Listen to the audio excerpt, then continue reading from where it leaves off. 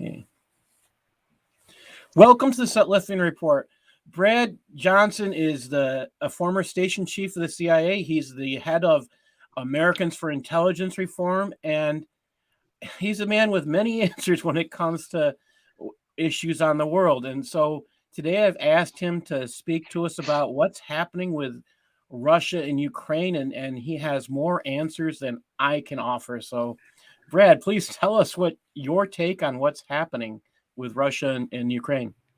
Sure, of course it's very busy, but I'll start by saying I follow the reporting out there too, just on the news and different sources. I follow the reporting coming out of Russia, things like that. So I'm getting kind of the overview at the 30,000 foot level too of kind of what everybody's doing about this. The European and American reporting, Canada too, is just completely bizarre. I mean, they're just in a panic and a frenzy, and it's almost exclusively BS. There's very few things within that body of reporting that are actually accurate. Even when they take facts, something that's demonstrably true, where they see a convoy of trucks on the road or something, they're reporting about what it all means and all this sort of stuff. And it tends to be just crazy hype. Now, much of that is being done because of money. You know, it's the old thing about always follow the money. And how do news agencies and newspapers and all those people and, you know, television news, how do they make their money?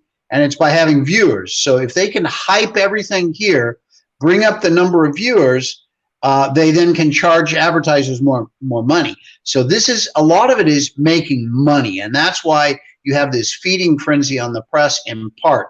I believe there's another half to that, which I'll get to later. But as to Ukraine, the thing that really pops up to my attention that everybody's doing is, even Fox News and Fox Business, is this question of is Putin insane?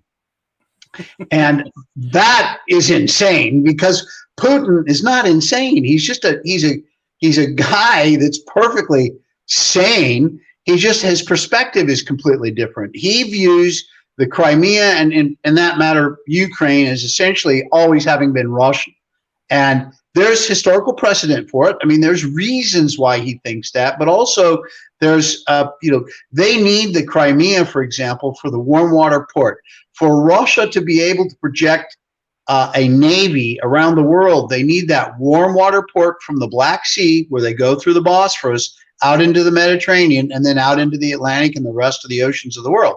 So that the northern fleet, if you will, those ports in the north all freeze over for winter. So are they a 6 months of the year Navy power? No, they want to be all year round Navy power. It's basic stuff. And not to mention the commerce. Huge billions of dollars of commerce go through all those warm water ports as well into Russia. So, I mean, basic economic need, military might, historical precedent, for every reason out there that you can come up with, Putin, honest to God, believes that stuff is all his. And if you look back, he's just been saying the same thing for decades. There's no differences or wild swings or any of that sort of stuff. He's been very consistent. Now, what the press is out there saying, oh, well, former ambassador to Russia, so-and-so, and former Secretary of State, and former this guy, former that guy, they all met with Putin, 8 times. They all say he's vastly different now. What a load of hooey. I mean, just hooey. This guy, yes, okay. If you're a dictator for 20 years, okay, yeah, your ego grows to be the size of Cincinnati, so your personality does change because you've got absolute power in a country. So yes, his personality's changed a bit. His ego's bigger. Yes, all that's true, but that has nothing to do with insanity. A big ego does not equal insanity. And yet they're drawing on these things, like showing how big his ego is, saying, oh, he's crazy, he's unbalanced, all this stuff he's doing is nutsoid. None of it is. It's all very straightforward. Putin views that part of Ukraine, he views it all as his, but he only wants that part of Ukraine that he's already got. And so what he wants to do is make sure that he keeps it. So he annexed it in 2014 because he wanted it and needs it, and Ukraine was drawing away from Russia with all of this, so he stepped in. He's always said the same stuff before that, after that, and now. And so what he did now was bring in a couple 100,000 troops and a lot of equipment, basically surrounded this part of Ukraine because the Ukraine army was making inroads against them. And in the Donbass region and so, they were having quite a little bit of success. So that put in danger his hold on these areas. And that's what he has always said. He's not going to accept that, always. And, he's always said he doesn't want NATO involved, and this is his, and it's part of Russia, and traditionally part of Russia. And, it's the same line in the sand that's been there forever with Putin.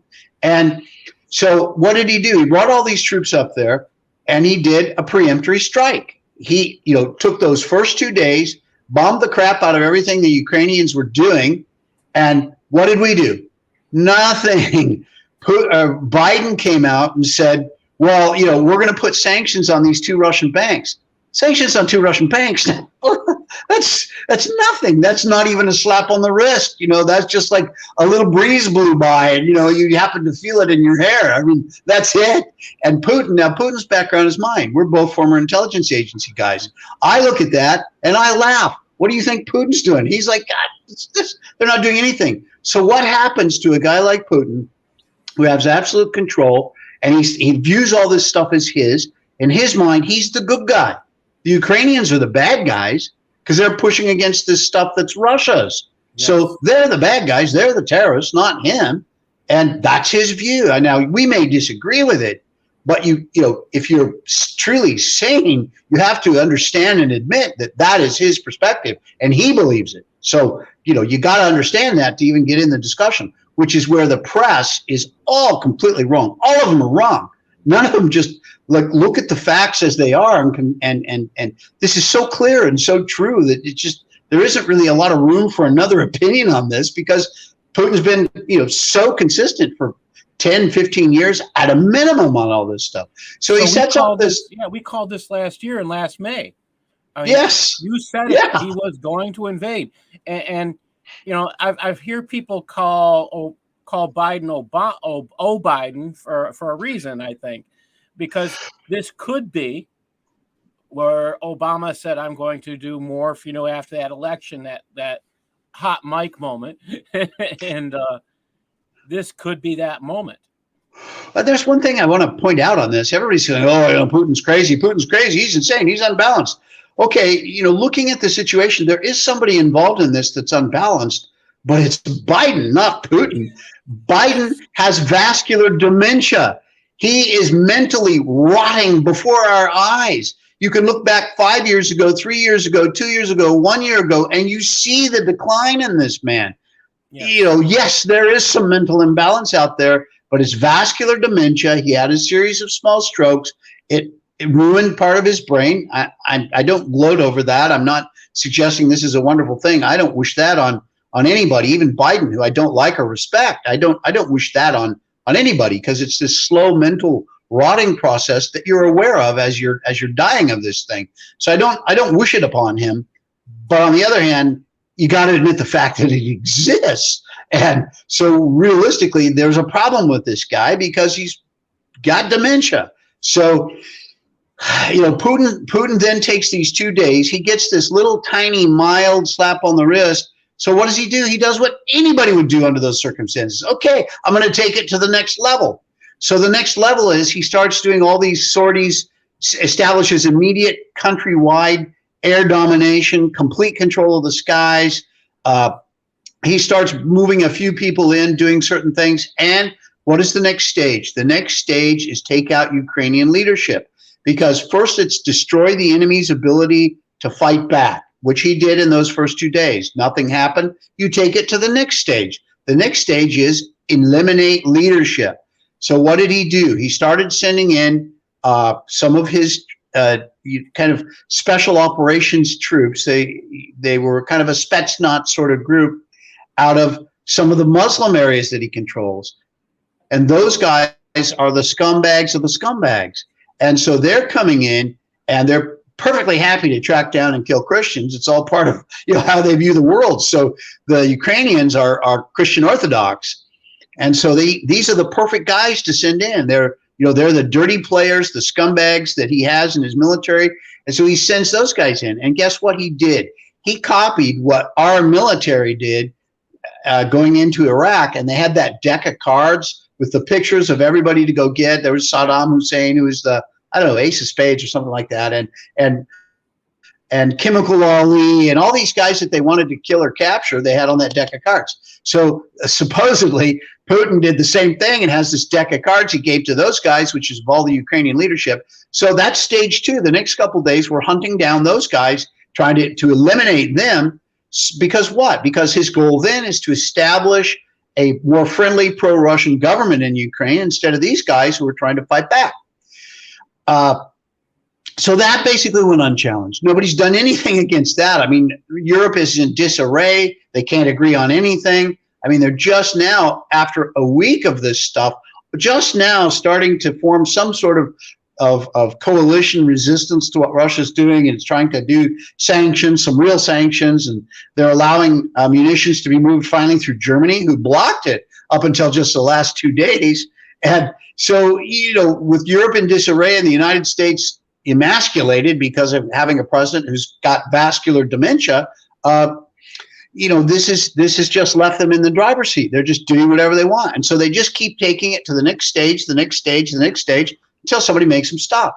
You look back at Hitler and any other tin-pot dictator who's ever been around, that's how they all are. They just keep going until somebody stops them. And that's what Putin's doing. He's going until somebody stops him. Now, when does Europe step in? You know, I don't know. Now, one other thing I wanted to mention before we go on to too much else is the other half of why the press is doing what they're doing.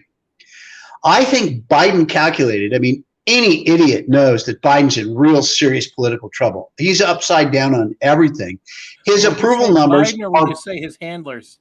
Yes, his handlers are aware. He may not be aware, but his handlers are aware. So his approval numbers are under 40%. He's in the 30s somewhere, which is just awful. I mean, really bad approval numbers.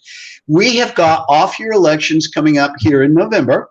So it looks like, you know, unless something major happens, the Republicans are really going to give the Democrats a shellacking. And I mean a serious shellacking. And it looks like some of the Rhino Republicans are also going to get their ass kicked in the primaries. So this looks like a real big win for conservatives lining up. We'll see, not for Republicans, but for conservatives. Republicans also, but conservatives first, Republicans second, are lined up to win and win big. So what is Biden doing? How does Biden view this? And it's the old adage that the socialists always have, and Biden's a socialist, just like all those guys on the left now, the progressives. And it's never let a crisis go to waste. So that was their plan from the beginning. They were always lining this up. There's been negotiations going on with Putin since the very beginning. And it's so that at the end, they can declare some sort of peace treaty, ceasefire, something on paper that everybody will sign. And what it does, what Putin's going to get out of this is it goes back to the status quo that he had before this all started. And that is the Crimea and Donbass, those regions are all his. He's going to leave Russians there to be the border guards for those regions, and he'll keep it. That's what he's been after all along, is to keep what he already has. And Biden is then at some point going to sign this agreement with him. And then because of all this hype in the press, what's he going to do? He's going to say, I saved the world from World War III. I am the greatest hero since Neville Chamberlain. Peace in our time, you know, because he's got about that much going on upstairs. And he would say Chamberlain at the brain capacity he has now. Yes, exactly. So this is what his plan has been all along. The problem with his plan is he screwed it up. And what he was saying all along, and the vice president said all along, and the Democrats, senior Democrats in the party were saying all along, is if Russia does this, we are going to kick their butt from here to Sunday with these sanctions. But they didn't. They didn't do any sanctions. Those two things against the Russian banks, I mean, that, okay, you can count it, but not really. It's nothing effective. It's certainly nothing like they said they were going to do. So instead of at least doing what they said that they were going to do, which was going to be already completely ineffective, they did almost nothing. So it was the opposite of ineffective. It encouraged Putin to go forward. So that was Biden's miscalculation, which, like everything on this in this universe, anything he touches, he screws up. And this is one more example. So it's still moving forward, though, with this way. This is still Biden's plan.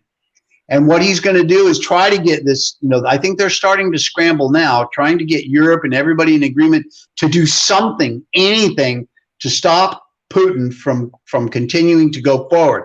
And the level of the concessions that they're going to be willing to do are going up and up and up because they keep screwing up this situation. So the way this is going to end up, I'm telling you right now, is it's going to be full concessions to Putin to keep everything that he's wanted from the very beginning, which is what he already had with the Donbass regions and Crimea and all of that. And then he'll put the border guards in, and he'll probably demand recognition of these places, which that's probably the item that's holding up negotiations right now, is will the United States and Europe recognize these breakaway regions of Ukraine as independent countries? Because that's going to be one of his demands.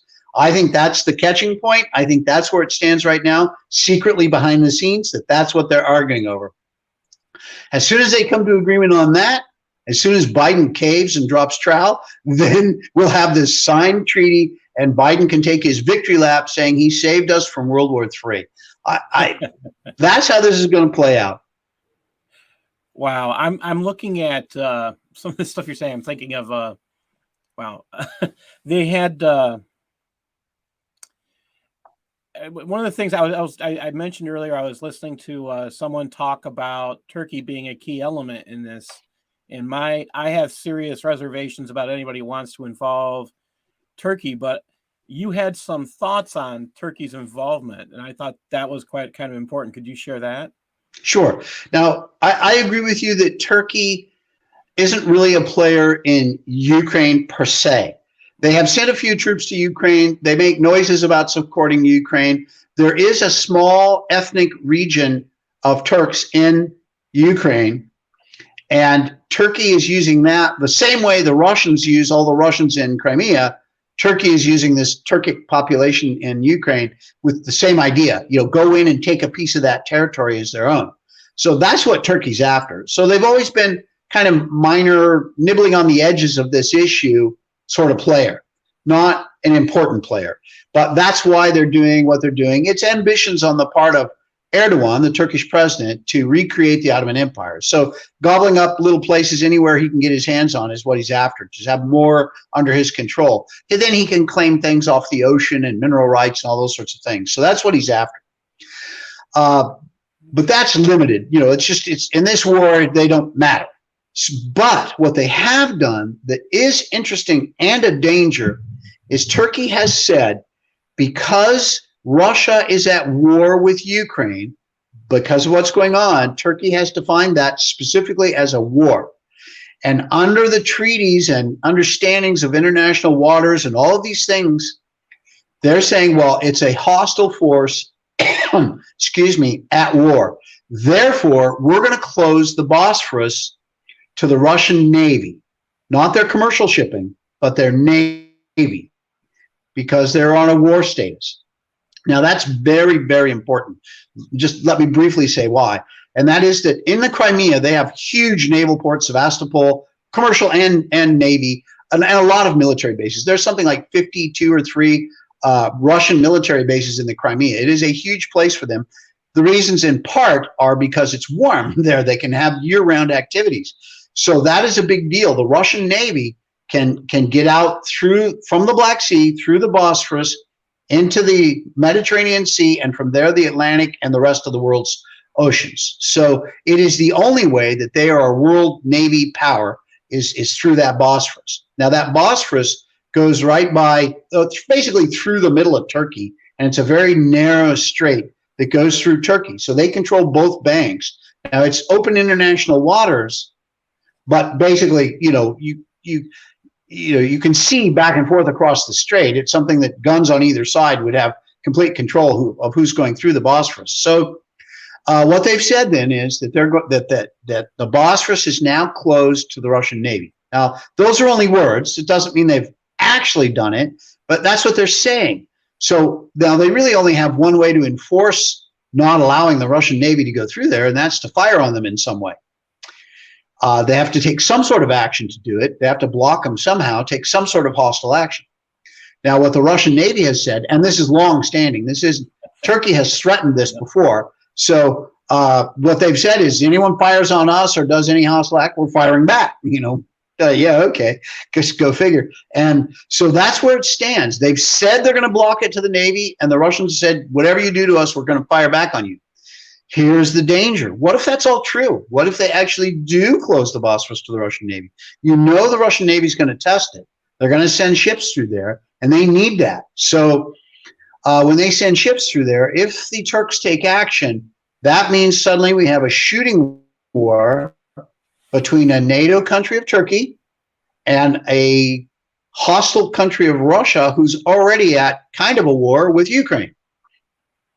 So what happens? Does NATO, I think it's Article 5 that requires NATO countries to come to the aid of the other countries, whichever one it is. One of the articles demands it, Article 1, Article 5. It demands that they come in and fight with that NATO country against a non-NATO country that in essence is attacking them. That would be the way it's painted, no matter who shoots first. So what happens then? Does NATO then suddenly go to war with Russia? And if they do, I mean, oh my God, that is a serious problem. Now, my personal opinion is that Erdogan's not going to fire on Russian Navy, that this is a threat more than it is a promise. And I don't think he's actually going to physically stop these ships from going through by firing on them. What other measure he might do, it's possible. I don't know, but that's just my guess based on past behavior of Erdogan. And he had, like I said, he's made this threat against Russia many times. So, but therein lies a fairly real danger. I don't think it's a high percentage shot of happening, but it is. If it does happen, then it's a big problem. I would add one other thing too that I view as maybe even a much, much larger problem than any of those things. And that is how much that all of this going on, how much our challenged president of the United States, Biden, how much this has encouraged China to attack Taiwan. And I think therein lies a larger danger in all of this. The largest long-term strategic threat to the United States is China. Second place is China. Third place is China. And everybody else is in fourth place and a distant fourth place.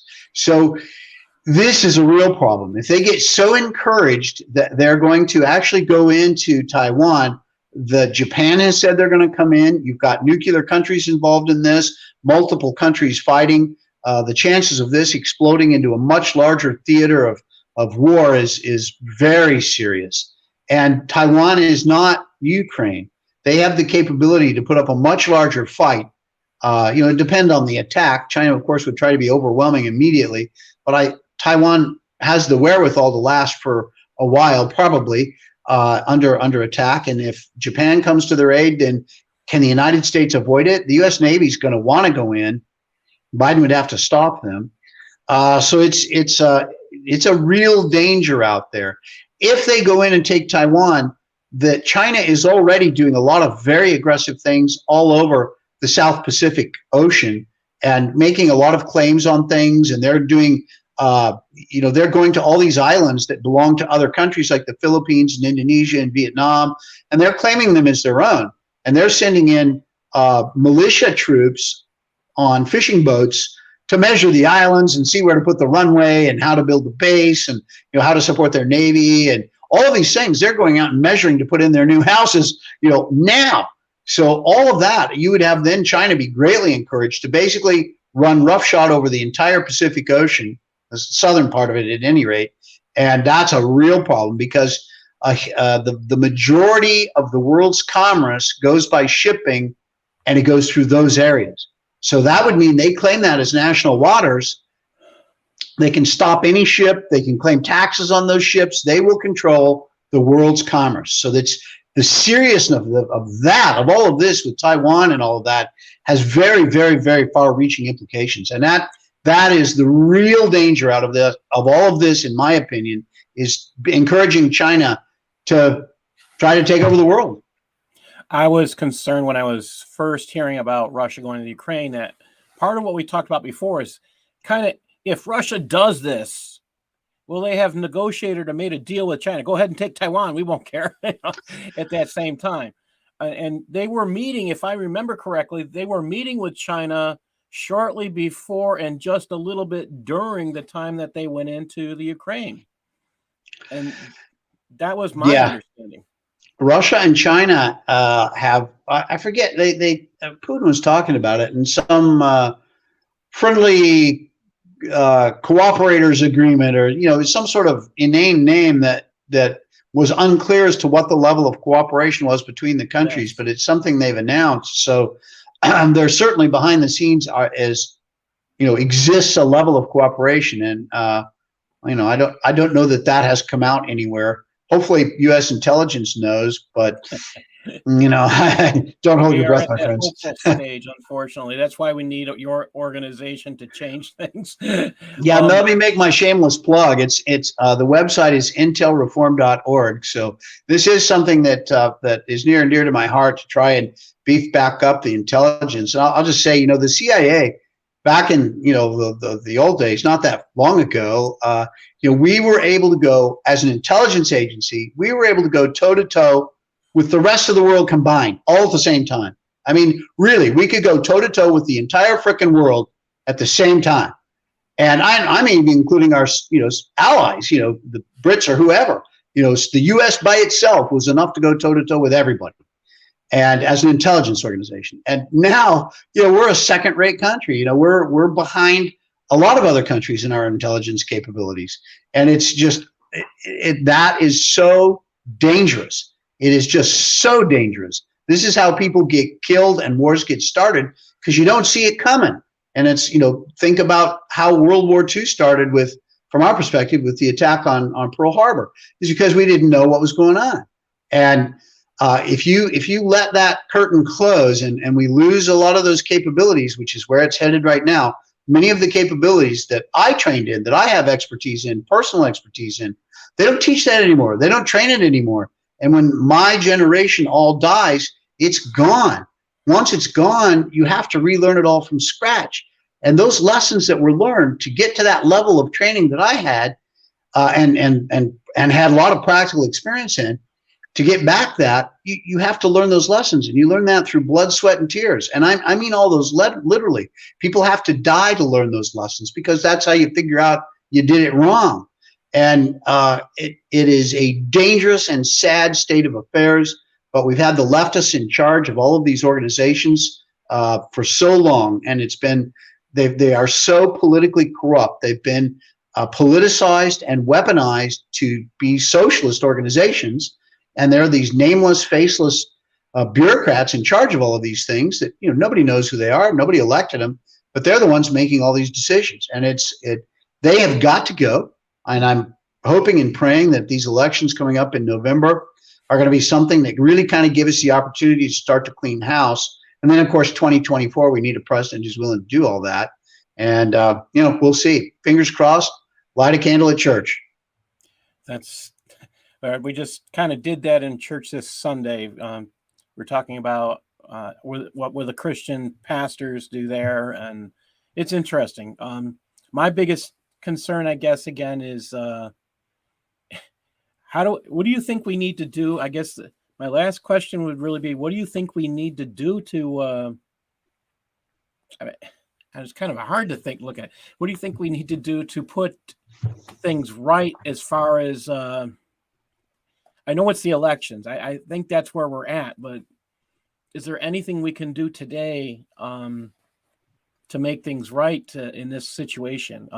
I don't think sanctions are the way to go. That's my honest thought, because I look at if they're going to have to be sanctions, they have to be severe, and that's not what our socialist close to commie friend will do, which is in the White House. So, do you have any suggestions? I mean, what I think we need to do is we need a leader, to do this. Yes. And we're lacking that with Biden, as I said. I mean, he's mentally feeble, and he was never very good at this sort of stuff to begin with. You can pretty much pick anything he's ever touched, and forgive the bad language, but it's all gone to shit. Everything he touches, it's the Midas touch in reverse. And so I don't think with who's there, we have a chance of making this work very well. Hopefully they'll muddle through. And I think that's why I think they're basically going to give in and give everything Putin wants to him. And by the way, I think they're laying it in place now, as I've said. They came in for, what was it, a $6 billion loan to Ukraine or something. So they throw $6 billion to Ukraine. Why? Because shut the frack up, and we're giving half your country away. Here's your $6 billion. Go pocket most of it and go home. And so, everything is being laid in place to work out that way. So I think that's what's going to happen. They'll just give in to Putin. He gets what he wants. They pay off Ukraine, and Biden is going to take his, fictitious victory lap and claim he saved us from World War III, where in reality he just gave up to Putin. But I mean, there are things that we could do. I think sanctions are a part of it. Sanctions by themselves are really tough to make work, but they could do a lot of things, like going after a lot of the trade that Russia does, and literally actually close the Bosphorus. I mean, that would be a big deal to Russia. That would just absolutely shut down their economy.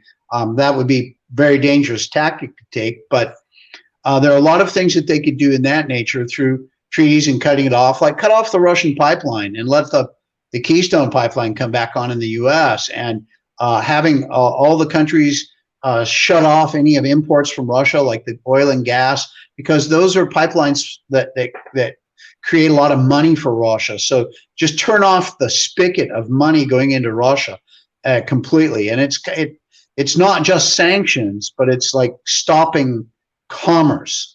And that's the way, those sorts of things, short of, kind of a shooting war sort of scenario. I think those are the ways you do it. But that's Reagan's way of doing things. Because he believed that the way to beat communism and socialism was with capitalism. And that's kind of what you're saying. Yes. And Reagan was right. I mean, that's how he caved in the Soviet Union, which, by the way, Trump picked up that game plan and was essentially beginning that against China. And it was having a lot of economic impact on China because they weren't able to steal so much. And as soon as Trump was out and Biden was in, it all went right back. Yes, and now China's stealing us all blind again. And that's I'm very aware of that, because that's where my books have been sold through China, and I get no commission. Yes, and they never will, my friend. Yeah, they keep all that. So it is the way to fix the China problem without getting into a shooting war with them. But we need. I mean, if Trump comes back in 2024, and then on the heels of him, another like-minded person who understands that China is a huge national security threat, continues those policy for another 8 years after that, it'll crush China. I mean, it's not hard to do. We just have to have the political will to do it. And that's going to require a certain type of president followed on by another certain type of president, because now Trump's 2 terms, if he has them, are split. So you don't have that consistency of the 8 years in a row. And so now we need a one more Trump term followed by another president who has 2 terms, which that would give us, sorry, I had a call there. That would give us a consistent policy for 12 years, which would be enough to do in China economically and turn all of this back to normal, which, by the way, would create more social justice in the world and a better chance of lasting peace and better commerce, providing more wealth to more people than almost anything else we could do. These are great ideas. One more time, Vlad, tell everybody how they can support you and your work, and so we can keep hearing good things about what's actually happening instead of what the media is telling us. Yes, and thank you. My name is Brad Johnson. The organization is Americans for Intelligence Reform. The website is intelreform.org, and basically I am able to put a lot of stuff up there that I can't put on YouTube and things like that, because they'll cancel my channel on there. So I try to get everything up on the website, so it's easy to go in and check. We usually post something pretty much every day, and of course this will be included on our website as well. And I do want to let anyone know who's interested. I mean, any contributions to the we're a nonprofit. Any contributions to the nonprofit, not one penny goes to me. I'm actually the biggest contributor to Americans for Intelligence Reform. And I don't reimburse myself for expenses. I don't take a penny of that money that goes in. It's all goes into making sure we can get the message out further. And there are people that get paid who do a lot of work for AIR that are really helpful, but none of it goes to me, zero. I do this because it's my passion and belief, and I'm a true patriot and a conservative, constitutional conservative, Christian conservative, and this is my duty to do these things and try to move the ball a little bit further down the field to make the United States a safer place and more secure. And we all want our kids and grandkids and great grandkids to be able to grow up in the great nation of the United States of America and have it be safe for them. And so that's my goal. That's what I'm working on. So just I want everybody to know that's the pledge, is I'm not going to take any money out of there. It all goes to further the cause and nothing more.